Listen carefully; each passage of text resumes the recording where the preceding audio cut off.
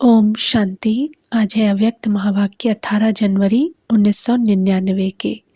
मुरली का टाइटल है वर्तमान समय के प्रमाण वैराग्य वृत्ति को इमर्ज कर साधना का वायुमंडल बनाओ।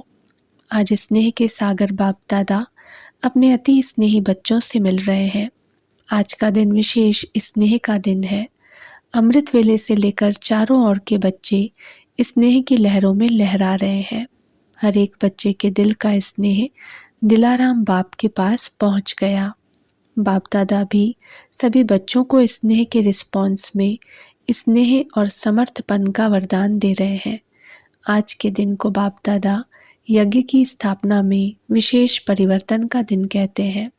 आज के दिन ब्रह्मा बाप गुप्त रूप में बैकबोन बन अपने बच्चों को साकार रूप में विश्व के मंच पर प्रत्यक्ष किया। इसलिए इस दिवस को बच्चों के प्रत्यक्षता का दिन कहा जाता है, समर्थ दिवस कहा जाता है, विल पावर देने का दिवस कहा जाता है। ब्रह्मा बाप गुप्त रूप में कार्य करा रहा है, अलग नहीं है, साथ ही है, सिर्फ गुप्त रूप में करा रहा है। यह अव्यक्ति दिवस बच्चों के कार्य को तीव्र गति में लाने का दिवस है। अभी भी हर एक बच्चे की छत्र छाया बन पालना का कर्तव्य कर रहे हैं। जैसे माँ बच्चों के लिए छत्र छाया होती है, ऐसे ही अमृत वेले से लेकर ब्रह्मा माँ चारों तरफ के बच्चों की देखरेख करते रहते हैं।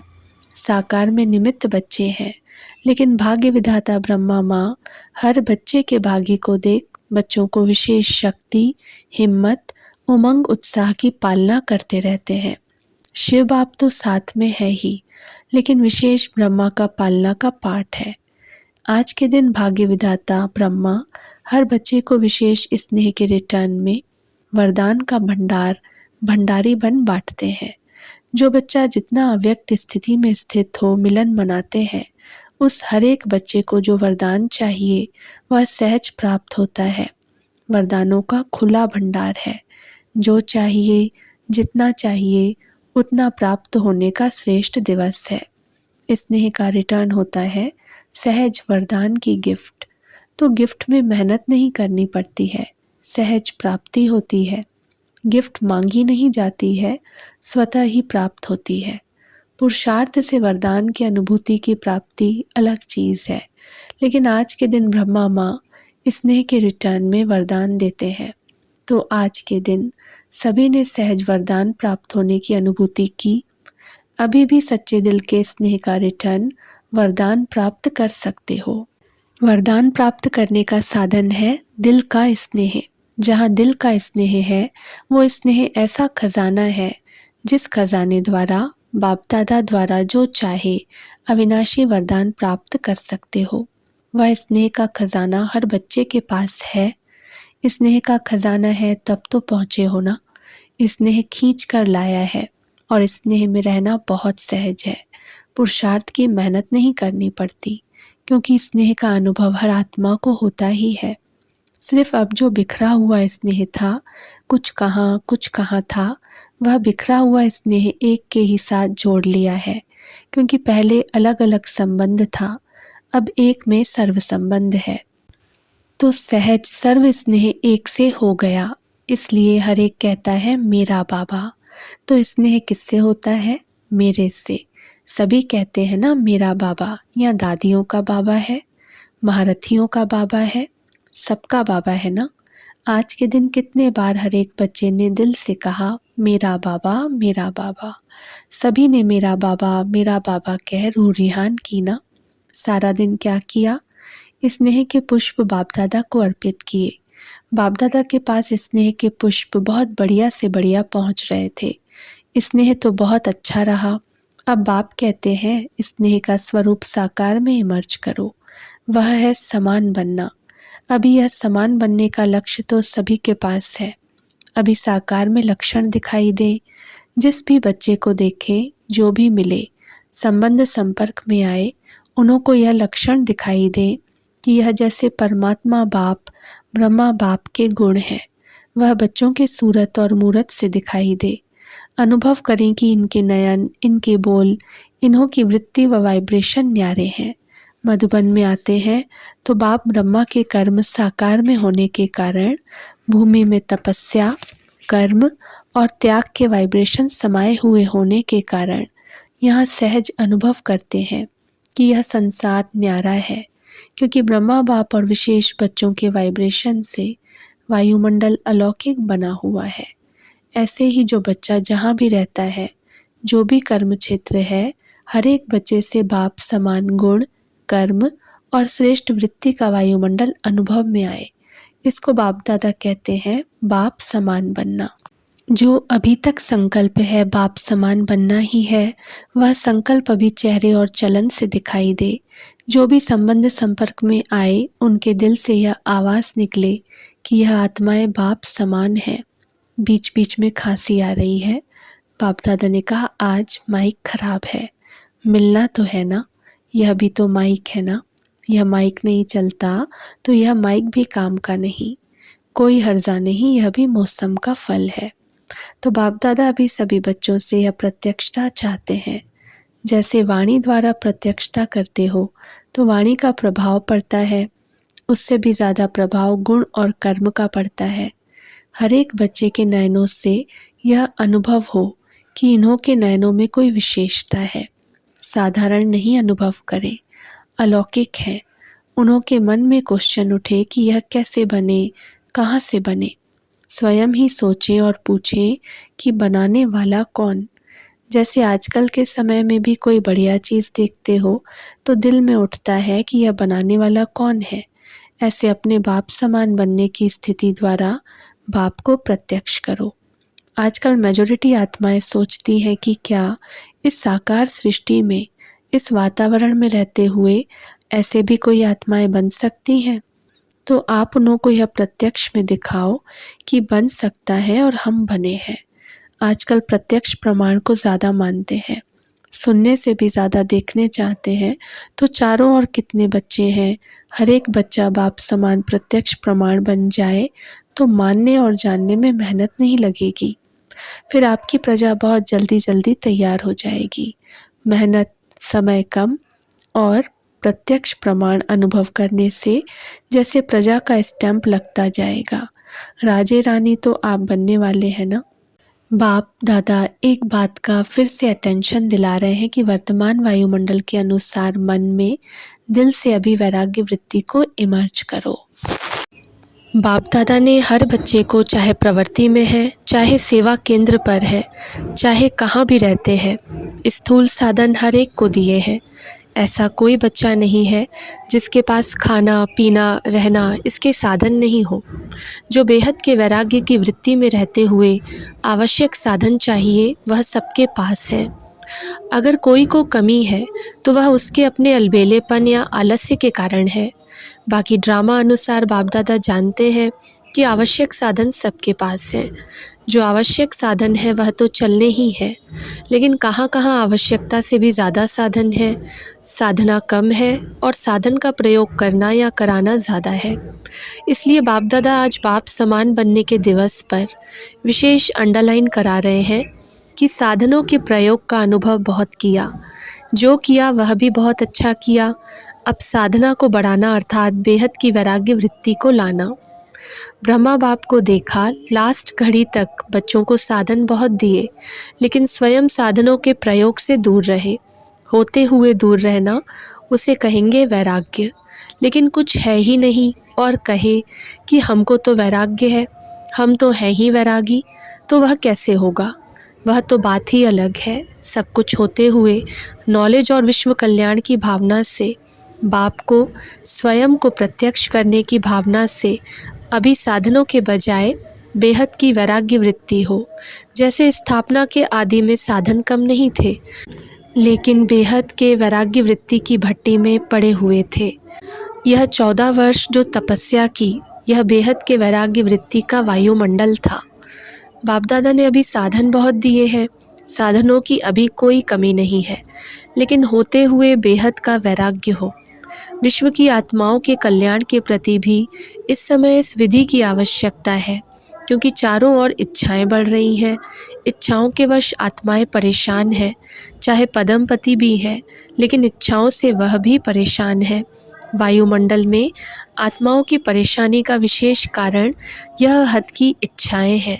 अब आप अपने बेहद की वैराग्य वृत्ति द्वारा उन आत्माओं में भी वैराग्य वृत्ति फैलाओ। आपके वैराग्य वृत्ति के वायुमंडल के बिना आत्माएं सुखी शांत बन नहीं सकती, परेशानी से छूट नहीं सकती। आप वृक्ष की जड़ है। ब्राह्मणों का स्थान वृक्ष में कहाँ दिखाया है? जड़ में दिखाया है ना। तो आप फाउंडेशन है। आपकी लहर विश्व में फैलेगी। इसलिए बाप दादा विशेष साकार में ब्रह्मा बाप समान बनने की विधि वैराग्य वृत्ति की तरफ विशेष अटेंशन दिला रहे हैं। हर एक से अनुभव हो कि यह साधनोंवश नहीं, साधना में रहने वाले हैं। होते हुए वैराग्य वृत्ति हो। आवश्यक साधन यूज़ करो, लेकिन जितना हो सकता है उतना दिल के वैराग्य वृत्ति से, साधनों के वशीभूत होकर नहीं। अभी साधना का वायुमंडल चारों ओर बनाओ। समय समीप के प्रमाण अभी सच्ची तपस्या व साधना है ही बेहद का वैराग्य। सेवा का विस्तार इस वर्ष में बहुत किया। इस वर्ष चारों ओर बड़े बड़े प्रोग्राम किए और सेवा से सहयोगी आत्माएं भी बहुत बने हैं, समीप आए हैं, संपर्क में आए हैं। लेकिन क्या सिर्फ सहयोगी बनाना है? यहाँ तक रखना है क्या? सहयोगी आत्माएं अच्छी हैं। अब उन सहयोगी क्वालिटी वाली आत्माओं को और संबंध में लाओ, अनुभव कराओ, जिससे सहयोगी से सहज योगी बन जाए। इसके लिए एक तो साधना का वायुमंडल और दूसरा बेहद की वैराग्य वृत्ति का वायुमंडल हो, तो इससे सहज सहयोगी सहज योगी बन जाएंगे। उन्हों की सेवा भले करते रहो, लेकिन साथ में साधना तपस्या का वायुमंडल आवश्यक है। अभी चारों ओर पावरफुल तपस्या करनी है। जो तपस्या मनसा सेवा के निमित्त बने, ऐसी पावरफुल सेवा अभी तपस्या से करनी है। अभी मनसा सेवा अर्थात संकल्प द्वारा सेवा की टचिंग हो, उसकी आवश्यकता है। समय समीप आ रहा है। निरंतर स्थितियाँ और निरंतर पावरफुल वायुमंडल की आवश्यकता है। बाप समान बनना है तो पहले बेहद की वैराग्य वृत्ति धारण करो। यही ब्रह्मा बाप की अंत तक विशेषता देखी। न वैभव में लगाव रहा, न बच्चों में, सबसे वैराग्य वृत्ति। तो आज के दिन का बाप समान बनने का पाठ पक्का करना। बस ब्रह्मा बाप समान बनना ही है, ऐसा दृढ़ निश्चय अवश्य आगे बढ़ाएगा। बाकी सभी बच्चे सोचते होंगे कि आज प्राइज़ मिलना है। अभी देखो, चारों ओर के बच्चे तो है नहीं, तो सिर्फ आप आए हुए को प्राइज़ दे। प्राइज़ तो है ही, परंतु बाप दादा कहते हैं हर एक सारे वर्ष में सर्व बंधनों से मुक्त रहे। लिस्ट निकाली थी ना, कितने बंधन निकाले थे? उत्तर मिला 18। बाप दादा ने कहा अच्छा, तो 18 ही बंधन से स्वप्न तक भी मुक्त, स्वप्न में भी कोई बंधन की रूपरेखा न आई हो, इसको कहा जाता है मुक्त। तो हाथ तो बहुत सहज उठाते हैं। बाबा को पता है हाथ उठवाएंगे तो बहुत प्रकार के हाथ उठेंगे, लेकिन फिर भी बाप दादा कहते हैं कि जिस चेकिंग से आप हाथ उठाने के लिए तैयार हैं, बाप दादा को पता है कितने तैयार हैं, कौन तैयार है। अभी भी और अंतर्मुखी बन सूक्ष्म चेकिंग करो। अच्छा, कोई को दुख नहीं दिया, लेकिन जितना सुख का खाता जमा होना चाहिए उतना हुआ।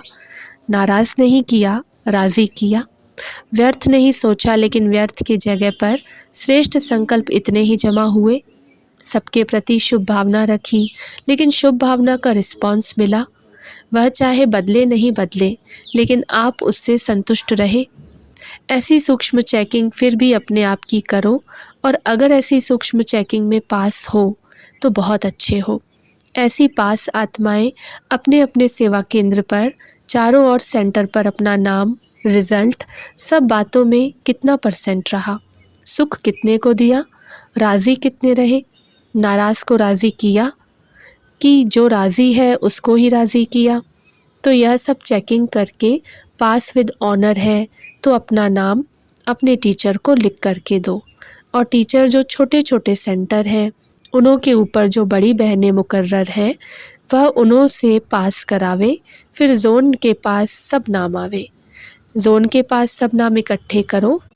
फिर वह जोन वाली ऐसी पास वाली आत्माओं के नाम मधुबन में भेजें, फिर इनाम मिलेगा। फिर ताली बजाएंगे। जो ऐसे पास विद ऑनर होंगे उसको तो प्राइज़ मिलना ही चाहिए। वह मिलेगी, लेकिन सच्ची दिल से सच्चे बाप को अपना सच्चा पोता मेल बताना और प्राइज़ लेना, क्योंकि बाप दादा के पास सबके संकल्प तो पहुँचते हैं ना। तो जो हाथ उठाने वाले हैं ना, उसमें बाप दादा ने देखा कि मिक्स बहुत है और बिना समझ के हाथ उठा देते हैं। तो कोई मिक्स वाले हाथ उठा दे और बाप दादा प्राइज़ नहीं देवे तो अच्छा नहीं है। इसलिए कायदे प्रमाण अगर पास विद ऑनर है तो उसकी तो बहुत बहुत महिमा है, और ऐसे का नाम तो सभी ब्राह्मणों में प्रसिद्ध होना चाहिए ना।